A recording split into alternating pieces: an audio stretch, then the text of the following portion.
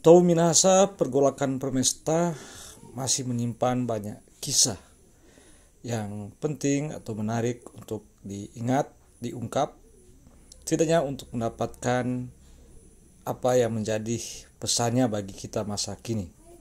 Nah, Tau Minahasa sekarang saya sedang menuju ke pusat kota Tomohon dari Woloan dan nanti akan melewati satu jalan yang berkaitan dengan warisan sejarah pergolakan Permesta tadi.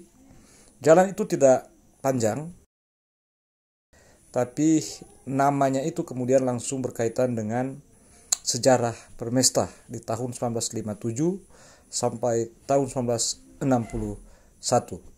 Sekarang saya sudah mendekati jalan yang dimaksud. Nanti di bagian tertentu ini belok kanan, dan ini dia sudah tampak warna hijau.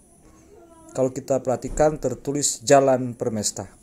Tapi berkaitan dengan itu ada sebuah tugu yang jelas di situ disebutkan Jalan Permesta 2 Maret 1957. Nah, saya sekarang sedang menyusuri jalan tersebut. Jadi jalan ini menghubungkan antara Woloan dengan Kolongan. Nah, sekarang ini sedang menuju ke Kolongan melewati Jalan Permesta tersebut. Nanti dia akan berakhir di Perampatan Kolongan.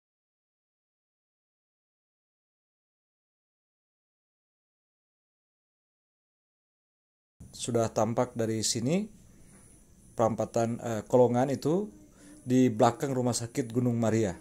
Nah, kalau belok kanan kita akan menuju ke Rumah Sakit Gunung Maria. Jalan terus di perempatan ini kita akan menuju ke Kolongan, langsung ke pusat kota Tomohon. Bagaimana kisahnya sehingga jalan tersebut dinamakan Jalan Permesta?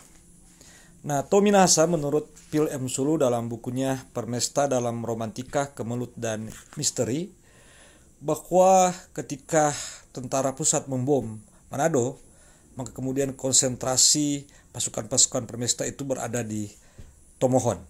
Terbentuk banyak pasukan, dan waktu itu Desa Woloan merupakan wilayah tak bertuan yang dijadikan tempat patroli, baik oleh pasukan TNI dari Komando FAK Tomohon maupun pasukan Permesta yang bermarkas di Tara-Tara. Sekarang saya sedang menuju ke Woloan. Terus dari Woloan ini Tara-Tara. Dan kemudian para pemuda dari Woloan juga tak kalah gigih berjuang untuk Permesta. Selain bergabung dengan berbagai kesatuan, terdapat pula satu kompi pasukan yang dipimpin oleh Letnan Sindim. Pasukan ini berhasil mengamankan desa Woloan, sehingga kampung ini luput dari pembumi hangusan. Rumah-rumah penduduk tetap utuh, tak ada yang dibakar. Nah, kita lihat sekarang ini rumah-rumah panggung Woloan diproduksi oleh orang-orang Woloan untuk dijual. Inilah Woloan masa kini, tapi di tahun 1958 atau selama pergolakan Permesta, Woloan itu juga menjadi tempat konsentrasi dari pasukan-pasukan Permesta, sehingga disebutkan bahwa karena di situ ada kompi pasukan yang dipimpin oleh Letnan Sindim yang berhasil mengamankan Woloan dari pembumi hangusan oleh tentara pusat, sehingga rumah-rumah penduduk tetap utuh dan tak ada yang dibakar. Inilah Woloan masih di bagian ujungnya sedang mengarah ke desa Woloan atau kelurahan Woloan kini. Tau Minahasa di Tara-Tara terdapat pasukan yang dipimpin oleh Edi Mait. Kebanyakan anggota pasukan ini adalah para pemuda dari desa yang waktu itu disebut Negeri Kolongan. Sementara itu di desa Tinoo terdapat pasukan tenda.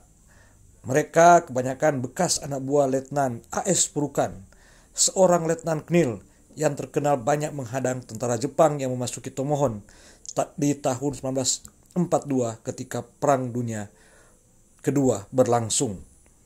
Nah, inilah Woloan Dan tadi ketika memasuki Waluan, di samping kanan kita bisa melihat Gunung Lokon yang tertutup awan. Dan terkait dengan jalan yang bernama Permesta tersebut, ini sangat berkaitan dengan nama seorang pimpinan pasukan Permesta di masa itu, yaitu Edi Mait. Ide memberikan nama Jalan Permesta di jalan yang kita lalui tadi itu berasal dari Edi Mait, yang setelah Permesta menjadi lurah Kolongan, dalam rangka dia untuk mengenang atau kemudian memberi tanda perjuangannya semasa tentara Permesta, maka jalan yang menghubungkan antara Woloan dengan Kolongan yang tidak terlalu panjang itu kemudian diberi nama Jalan Permesta. Dan kebetulan waktu itu Camat Tomohon adalah PS Kaunang yang adalah juga mantan tentara Permesta. Demikian Tominasa, saya Denny Pinontoan.